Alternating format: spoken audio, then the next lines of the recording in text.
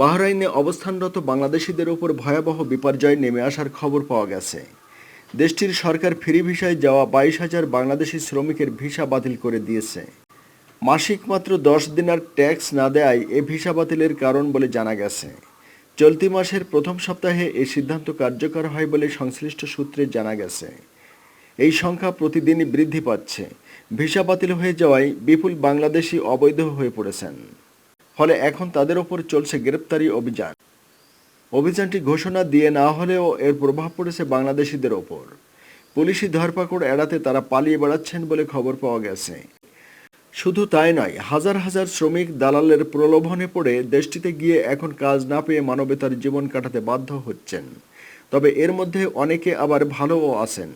পরিস্থিতির ভয়াবহতা আঁচ করতে পেরে সেদেশে বাংলাদেশ দূতাবাস ভিসা সংক্রান্ত কোনো আবেদন জমা নিচ্ছে না এবং কোনো সত্যায়নও হচ্ছে না বলে সূত্রে জানা গেছে।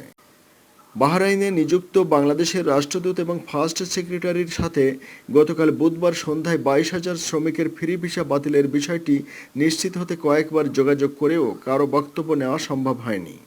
তবে একাধিক অভিবাসন বিশেষজ্ঞ নয়া দিগন্তকে বলেন, আসলে ভিসা ট্রেডিংয়ের অংশই হচ্ছে ফ্রি ভিসা। তারা স্পন্সরের আওতায় চাকরি করে না, কিন্তু নিয়োগকারী কোম্পানির সাথে আগেই দালালদের অলিখিত চুক্তি থাকে। কোম্পানির নামে শ্রমিক যাবে, কিন্তু সে কোম্পানিতে তারা কাজ করবে না, অন্য যে কোনো স্থানে স্বাধীনভাবে কাজ করবে। এটাই হচ্ছে মূল সমস্যা।